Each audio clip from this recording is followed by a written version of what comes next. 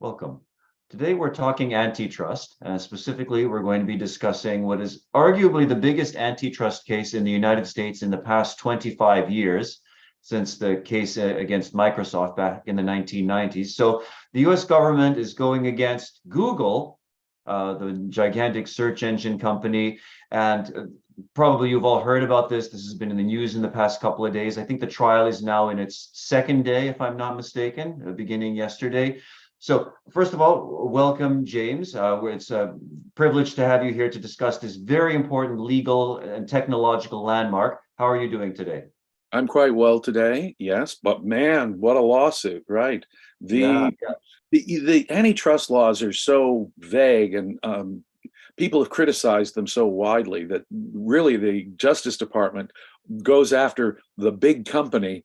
You know, if you go back over the last 50 or 60 years, it's that company which is number one in its field that seems to be, even if it's a government created monopoly. In my lifetime, we've had antitrust suits against AT&T, the big phone company, IBM, and like you say, in the last real big antitrust suit was in 1998 against Microsoft, in which the government prevailed, by the way, at the very dawn of the computer business, the internet business, which seems strange. Wasn't there also one against Bell at some point?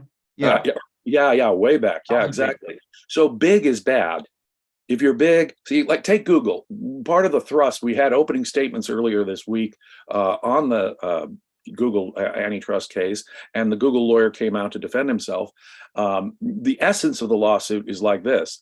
Google controls about 80% of the searches being done on the internet, and they have been paying Apple and Samsung, the big smartphone, say that 5 times quick, smartphone providers, to make it the default or to have it built in to their phone systems, so that when you buy an iPhone or when you buy a Samsung smartphone, it's built in right there as the default setting or as a built-in feature of the phone. Now, the fact that they have indeed paid lots of money to Apple and Samsung, billions of dollars, so that it will be built into their phone systems. But being built into the phone system is not any kind of coercive prevention from accessing other services. This morning, I actually went through a little experiment of my own. I used DuckDuckGo to find Yahoo, and Yahoo to find DuckDuckGo. And of course, anyone can find Bing, especially if you're a Microsoft customer. Bing is right there. But the point is, anyone can easily access and convert into their default search engine setting any of these other products. There's Bing, DuckDuckGo, you name it. One quote that I heard is that another search engine is just 4 clicks away. That's all it takes. 4 clicks away. Yeah. If that. It took me about 2 or 3 clicks to get right to Yahoo, DuckDuckGo, Bing, all these other services that aren't Google. And my wife was just telling me she uses DuckDuckGo first because it has some certain better features. She'll use Bing if it has better features, and only then will she go to Google for her search, even though it's built in to her iPhone. That's possible. And even in that context, Google only controls about 80%, but 80%, you see, makes them the big bad monopoly. And the lawyer for Google made a really good point. People choose our product. They have other products available. Can we help it if 8 out of 10 users are choosing our product? It's not as though we're coercively preventing them, and they are not coercively preventing them. There are certain services, for example, Google Maps, which I find to actually be the best in the business. On the other hand, Bing, as Daniel and I were discussing before the show began, it has superior services in terms of image searches and things like that. The consumer has choices out there. And industry, this is such a young industry too. Industries go through various phases. There's a bunch of companies and then they consolidate, and that doesn't mean the end of the story either. And we're in the midst of the other great point that the Google lawyer made earlier this week was that they're right in the midst of all kinds of technological innovations. Even as we speak, the landscape is changing from under the ground of computer service providers. And to catch a dynamic, developing high tech, this is an industry that's constantly changing. To say that there's some kind of permanent competitive advantage, a coercive advantage, ignores the dynamism that's actually going on right now. Yahoo had its own problems, for example, in terms of security breaches a few years ago, Right. things like that. And there are all kinds of other issues at play here. What we need to do, so long as there's no coercion, real coercion, is leave the industry alone. I may have made the example before, and I'll give it again. When I was a kid, there was no such thing as the internet. It's true that 85% of people get their news and most of their information from the internet these days.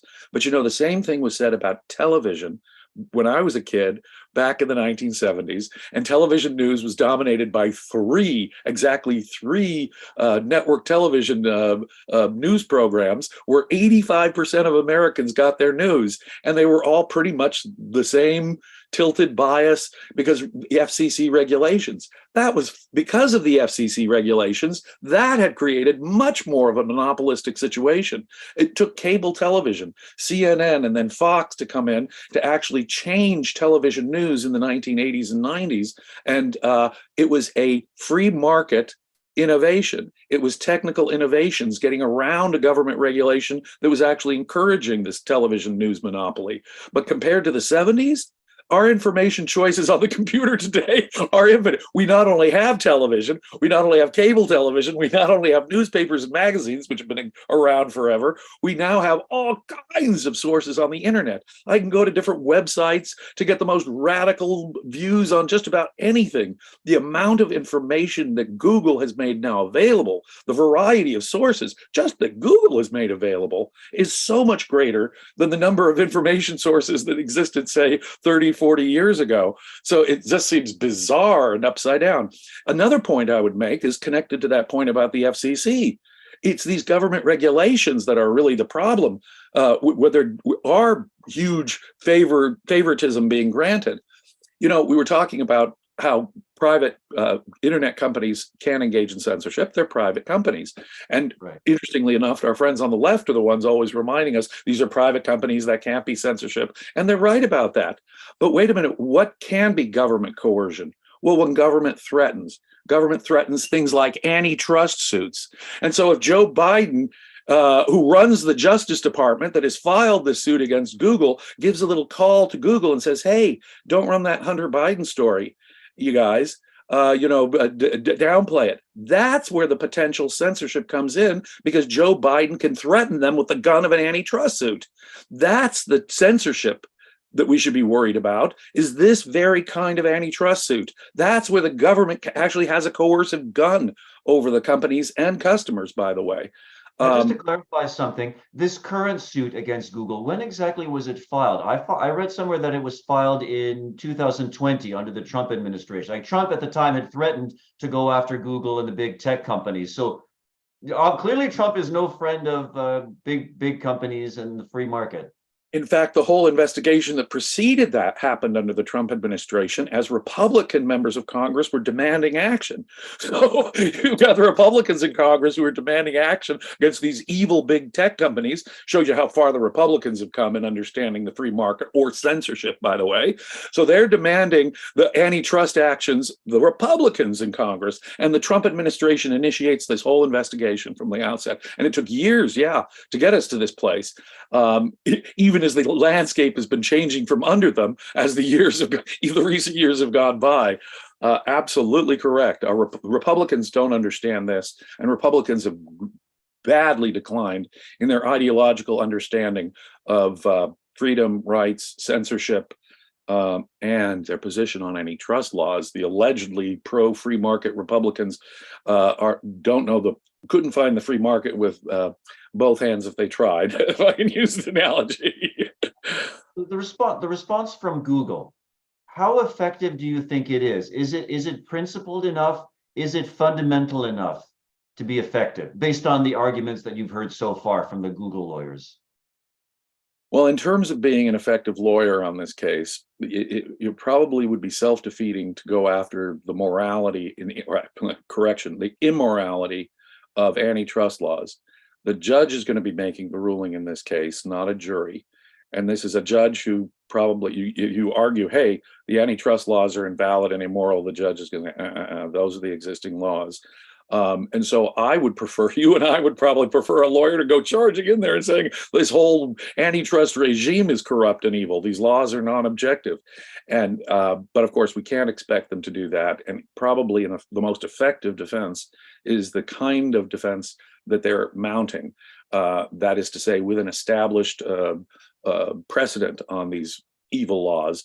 Even under that, we have done nothing coercive or illegal, and simply paying phone companies to include us as a default or built into their phones is not creating a coercive monopoly. And their defense is, look, you can easily access other computer services. We're not preventing any of that. What we're doing is perfectly legal. And I agree with that in that context. In other words, even under the existing law, and that's probably what they have to argue, they're making at least a decent argument that consumers do have other choices, that they haven't done anything coercive, that people are voluntarily choosing to use their services, which is all true. People seem to prefer Gmail. People seem to prefer Google Maps. There are certain Google features that the consumers have actually seemed to choose. So you're going to tell, as the Google lawyer says, what are we saying? Consumers, you don't know what you're doing. You don't, you're crazy for preferring Gmail. That is in effect what they're saying, isn't You're it? right. And I'm worried because when you have a good argument, a rational argument coming up against non-objective laws, immoral laws, the conclusion is by no means a foregone conclusion. And I've often wondered, why is it, what would it take to actually challenge the validity, the constitutionality of these laws? Would it take something like a class action lawsuit with many big companies? What exactly would be required for that? To get the antitrust laws to be declared unconstitutional, and in my view, they are clearly unconstitutional. That's my read, plain meaning of the Constitution. But that's the way I read Section 8 of Article 1. There is no such power to do any such thing granted to the Congress of the United States. They cannot regulate the economy. The only aspect of the economy that they may regulate are the regulation of trade between states, and it is called interstate commerce. That phrase, it was narrowly meant. It had that qualification on it. It dramatically restricted the economic regulatory authority of Congress. But of course, that has been thrown right out the window by both right and left jurists in the 20th century. The current conservative court, with a bunch of Trump appointees on it, would agree. They would never go anywhere near as far as you and I would go in terms of undoing all of that evil precedent that struck out the word interstate from the Interstate Commerce Clause in the Constitution. Before, it used to be only the ferries, the ships, or the trains themselves that carried goods between, or the tariffs that states would put up against each other that were the subject of interstate commerce. But then it expanded, and now they struck out interstate commerce in anything that connects to the economy at all. If it at all in any way affects, even slightly affects the economy, then apparently Congress has the power to regulate it. Although the recent Supreme Court has cut that back, they've now started limiting, have found some outer limits to the Interstate Commerce Clause have been once more discovered, but only in about the last 20 years, mind you. Have they even said that there's some limit to this? But we're still nowhere near the point of true justice and understanding of the Constitution, where obviously things like all of the securities laws and all of the antitrust laws are obviously pernicious and unjustified under the Constitution. Absolute violations of the 9th and 10th Amendments while we're at it. So even our so-called originalists on the Supreme Court, those who claim to understand the original intent of the document of the founding fathers, even they don't really understand. The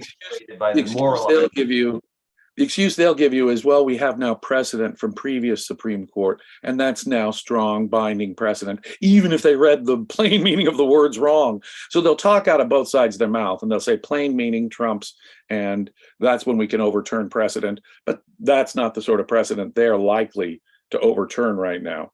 Most Americans think the government should regulate the economy. That's the hellish situation we're in.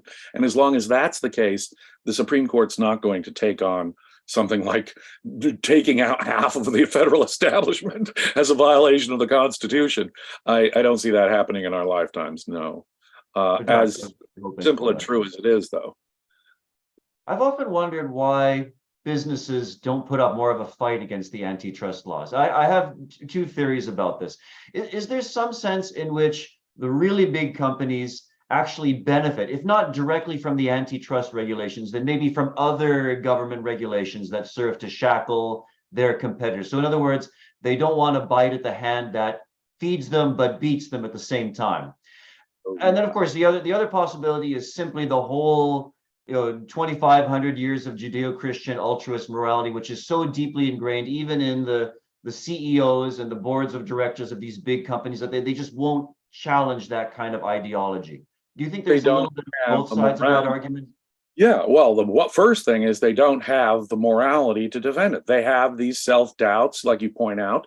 They are not confident in their own moral position. The profit motive has not been defended properly. Economic freedom has not been properly defended, not been defended at all, in effect. And so these companies are morally cowed. And you're right, they use them. They use all kinds of regulation. There's a whole raft of regulations that help keep out competitors. So if we complain about this one, we can't use the ones that help us keep out competitors. Most big companies that are regulated, of course, there's a revolving door between the regulators and the companies themselves, so that we can, that's in effect what the regulations are mostly. I think the ulterior motive, at least behind them, is to keep out competitors. They don't make, the Food and Drug Administration doesn't make us perfectly safe from drugs, does it? By no means. And what is happening is big pharmaceutical companies are using it to help keep out new entrants to the market. And while we're on this topic, we talk about the censorship, and conservatives, the one of the reasons why they were, even in the Trump administration, demanding antitrust action. Conservatives demanding antitrust action against big tech was because they thought that they were biased, but they're private companies. Of course, they can't engage in censorship. Well, what becomes censorship? When the government points a gun and says, do this, say this, or else. We've had instances where the Biden administration simply calls up the Twitter, Facebook, and says, you will not run this story. Well, even as they're saying, oh, by the way, guys, we're looking into you for antitrust. So if we have a regulatory gun pointed at the head of the internet providers, and then the Biden administration makes a friendly suggestion about, not covering the Hunter Biden story around the election, suddenly they all tell that lie on behalf of the Biden administration and the DOJ. Even as the DOJ and the Biden administration is considering an antitrust suit against Twitter and Facebook. Well, that's exactly the government force that can turn the situation into censorship. This is the censorship, my friends on the right. It's when you get the government to threaten action against these big companies.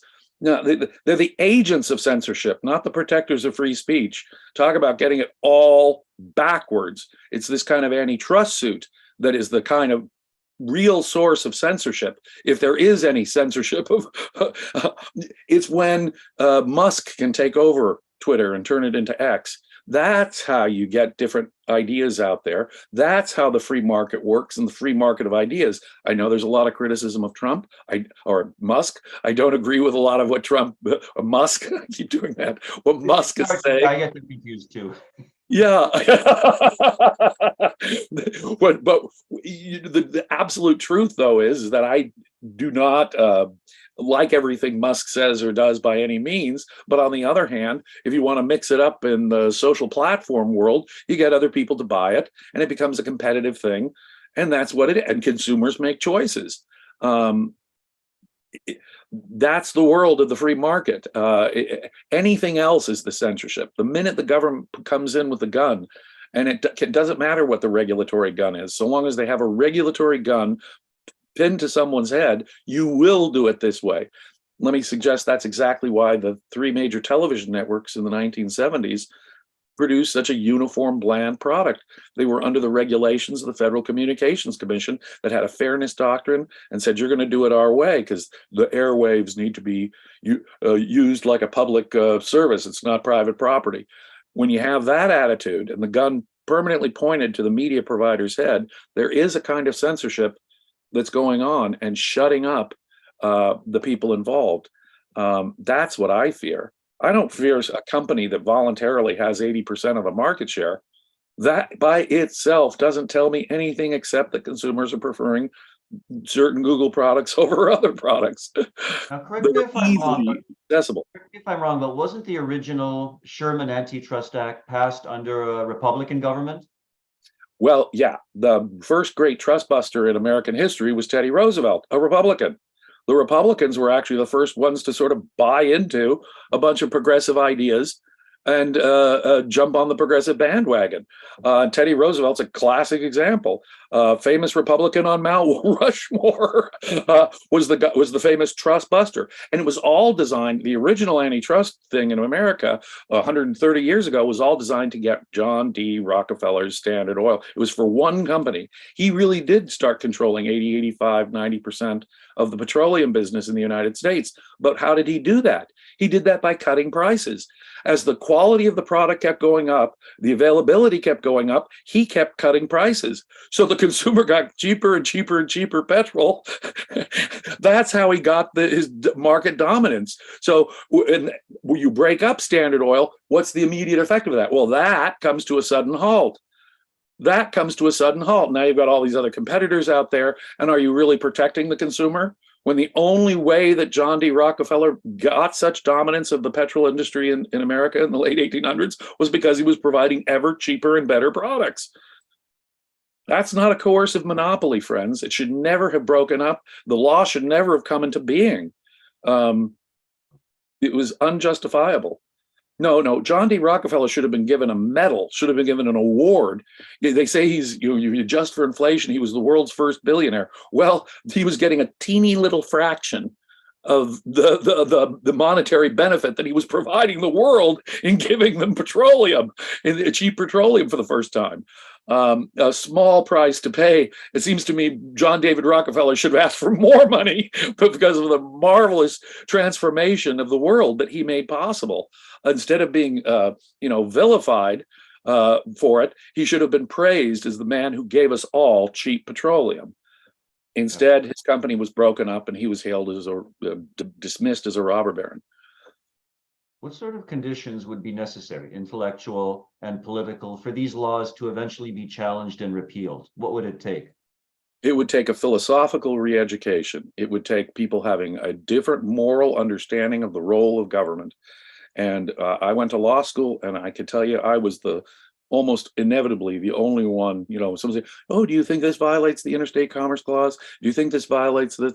I would be just about the only one. So clearly, Professor, it violates the plain meaning of the words. And if you doubt me, just quote Thomas Jefferson or James Madison. No. Well, that's the conditions have changed. It's a living document. People have come to a better understanding. About 100 years ago, was it Oliver Wendell Holmes Jr. on the Supreme Court said that whatever else you people argue, Adam Smith's Wealth of Nations was not written into the Constitution.